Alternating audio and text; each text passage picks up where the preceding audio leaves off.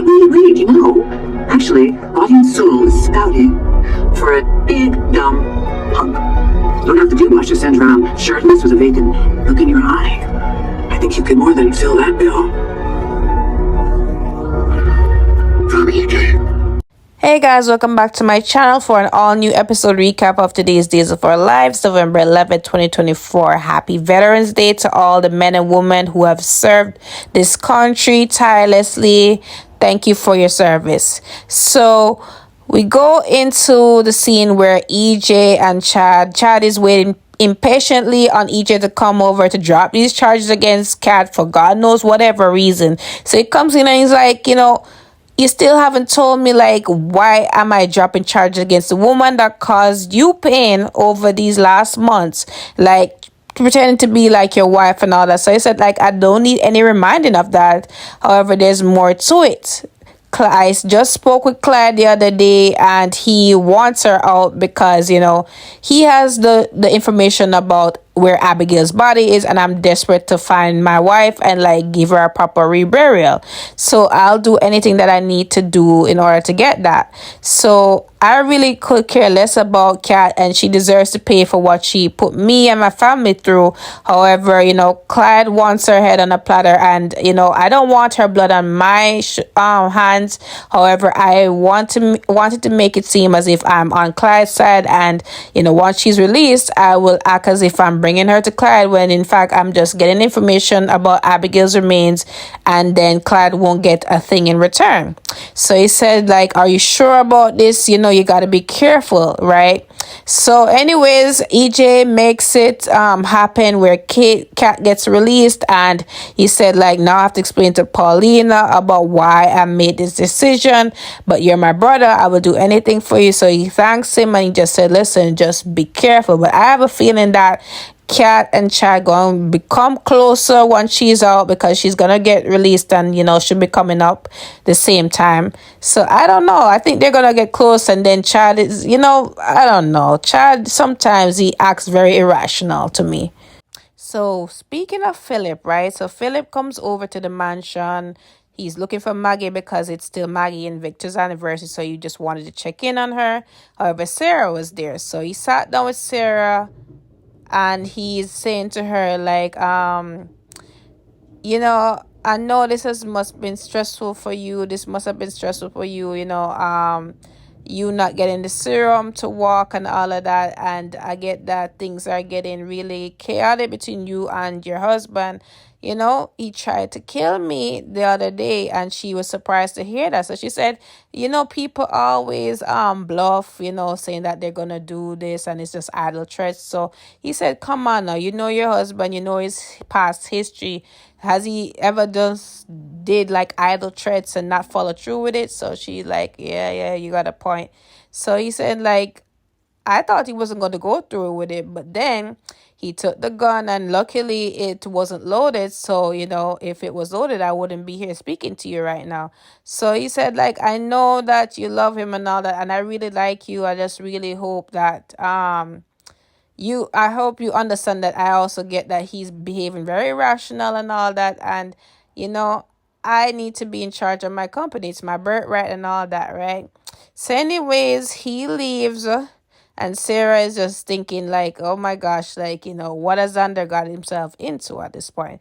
But I realized Philip didn't tell her that he actually pushed Xander into doing that. He keep goading Xander and berating him and all that. But, he likes to throw rocks and hide his hand. He's that type of person. So we go to Kate, and Kate is on the phone with her son, telling him about how Vivian has been successfully arrested, and she hasn't breathed a word about them knowing about the forgery of the letter. So she thinks that they're in the clear, but knowing Vivian, she always pops up, so they need to be looking over their shoulder about this one. So anyways, Xander comes in, so she had to hang up the phone. And she was, trying to make up a story about dealing with the head writer and all of that. So he's there to just tell her, like, I told you about letting your son back down from trying to get back into Titan and all that. Like, I told you, you need to, like, take him off of this so that I can get the access to the serum for my wife to walk. So she said, like, I really am invested in my son. I care about my son first and foremost. Like, I am not going to step aside while you just feel like you can do what you want to do. It's his birthright, right? Victor left him in charge of the company. It's just that he was presumably dead and all of that, and for another reason. So he said, like, oh, because he framed Brady and all of that. So she said, listen, like, it's his birthright, and I'm not gonna step aside. So he said that if you're not gonna step aside, I'm gonna make sure that your soap opera never sees the light of day. I can acquire a streaming service. I have the resources. I can make sure that on its first day it doesn't get aired at all and get canceled. So she said, like, really, that's what you're coming with? You think that it's easily accessible for you to, like, get a streaming service and let this happen? Like, I've been a businesswoman long time enough to know how that goes. And, if that's the way you're coming, then maybe Philip needs to be in charge of Titan instead of you. Like, there's an audition coming up for a dumb hunk. I think you could perfectly play that role. You don't have to say nothing, just stand there. I mean, yeah, you'd have something else to do. So he's like, you know what, damn you, Kate. And he walked out. This ain't over. So, I mean, I think that was a joke of the day. She was, hilarious with that one. So Philip meets up with his mom, and his mom said, listen, like, we have a very big problem. So he's like, problem? I know about that. So she said, Xander is out for blood, and he's not gonna stop until he gets what he wants. So, we got to be careful about him. I mean, he almost tried to take over my soap opera, and I had to, like, come up with something to just lead him off. So Philip also mentioned that, yeah, he tried to kill me the other day. So she said, really? So he's like, thank God the gun was loaded. And I actually ended up telling his wife about it. But I didn't tell, I may have left a detail out of that where, I said that I was the one that provoked him into it and all that. But this is all a good plan. If he's out for battle, I am out for battle. Like, why not throw marital discord into it and kind of mess up things for him? So at this point, we're just gonna be having this sibling rivalry play itself out. So Kate is all aboard for this, but this is gonna be one big mess. So Steve and Roman are talking about Chad and just how he's really coping with everything that has transpired recently with him. So he said, like, I did tell Chad about Clyde actually escaping from jail, and he didn't take the news really well. But the thing about it is that he got a mysterious call from Clyde, and the way how he was acting after the call, it just really give me a lot of suspicions about him, that he may be up to something with Clyde, and Chad is desperate to really get back his wife's body, so he will really go make a deal with Clyde, and in order for that to be done. But he just doesn't know what is the reason behind it, and like what's really happened behind that call, because Chad was really coy about it. He said that Clyde was gloating. However, Steve, being the investigator he thinks it's more to that call. So Roman is saying, like, there may be more to it. So he said, like, when I was there, the way how he was speaking, maybe Clyde could have suspected that I was there, and that's why Chad had to, like, talk in code in order for the call to not give any clues as to what it's really about. But at this time, they are just hoping that Chad really just be careful about Clyde and all that, working with him again. So he gets a notification that EJ dropped the charges against Kat. So Roman's like, why would he do that? So he's like, this is all adding up as to that call between Chad and Clyde, and like, it leading to why this lady's released. Like, maybe it has something to do with finding back Abigail's body and all that. So they're just putting things together in perspective as to, like, why Chad would do all that he's doing right now.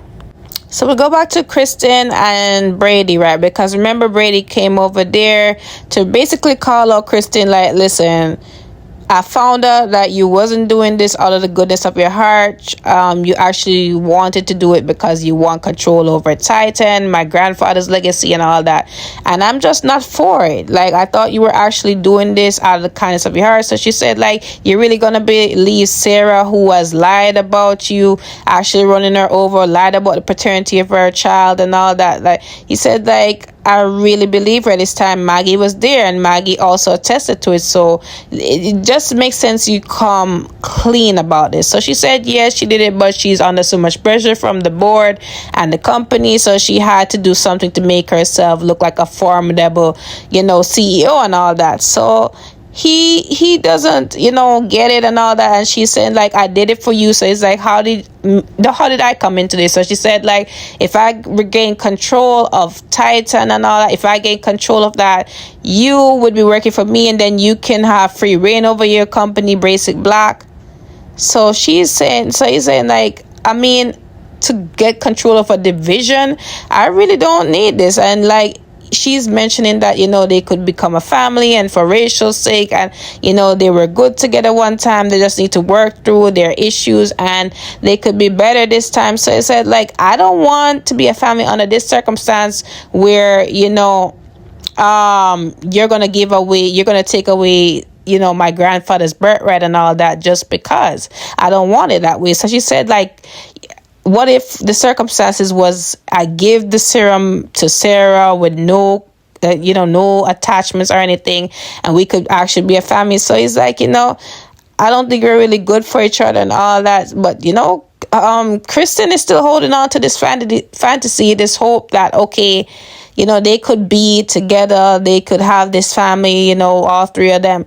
But anyways, it is what it is. Like, she's not giving up on Brady, and I mean, I don't see why she can't just like move forward to her life. I don't understand. But anyways, Xander comes back home, and Sarah's there. Of course, Sarah's furious because of what Philip just told her. So he's like, what's up? So she said, like, did you try to kill your brother the other day? So he said, like, it wasn't really like that. Philip was goading me and all that, and yes, I did hold the gun to him. However, it wasn't loaded. So she said, like, did you know that it could possibly be loaded, all that? So he's like, yes, maybe so, but I mean, he was goading me, he was pushing my buttons and all that. And I just really, he was standing in the way of you getting the serum. And I'm just going to make sure that nobody stands in the way of that. He was blocking me from, giving Kristen the company so that I can get the serum. So she said, like, listen, this plan for vengeance and revenge, like, it's going to get somebody hurt. It's going to see you having 25 to life. We can't live like this, me or Victoria, we can't live like this, right? This is not good for our family. So he understands, but at the same time, like, he just really wants her to be walking again. And Sarah's just over it at this point. She's just drained by it. So Kristen is back at the mansion, and she's thinking about everything that Brady said. So she is talking to her father's portrait, and she's saying, like, Brady is such a noble man, and I think you'd be impressed by his actions, and I mean, I really do hope I made the right choice, thinking between love and money and, what is right. So she's just hoping that she made the right choice. So let's see what she actually did do. And in other words, I really hope I made the right choice. So we'll go back to the mansion with Xander and Sarah, and Brady at this point comes in the middle of their conversation. So he's like, sorry to interrupt, but, I was just over at Kristen talking to her about the serum, and Xander comes up and said, like, thank you that you tried, but I bet that she just, berated you, just tried to just belittle you and say, no, she's not gonna do that unless she get the company. So he said, like, no, she didn't berate me or, call me any names or anything like that. It was actually surprising, but, I think that this belongs to you. So he pulls out the serum and gives it to Sarah. So, we're all surprised at this, that's, Kristen really budged and did that, because, like, I mean, I guess she really truly loves Brady. Like, she would do anything for him time and time again, but this at the risk of, losing the position at her company. I mean, Brady better be worth it at this point. Brady better, like, really give her a fighting chance. So that is it for today's episode, guys. Don't forget to like, follow, and subscribe to my channel. Comment below your thoughts on today's episode. I will see you guys tomorrow. I believe this belongs to you.